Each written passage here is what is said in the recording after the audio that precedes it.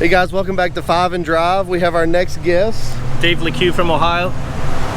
He's got a Corvette, right? Yeah, C6. C6. All right, so first question, what was your first car?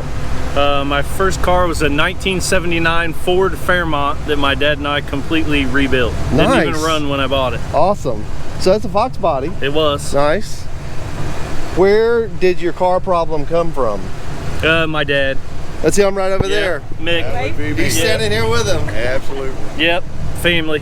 Why did you buy your current car? Because I like Chevrolet Corvettes. What is your favorite thing or modification that you've done to it?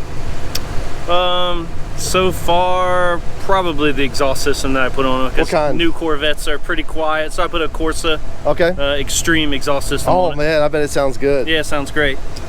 Is it finished? No, never finished. Never finished. Car's ever finished. Never finished, guys. Well, thank you for being on Five and sure. Drive. Yeah, no problem at all. Thanks a lot. We'll see you guys next time.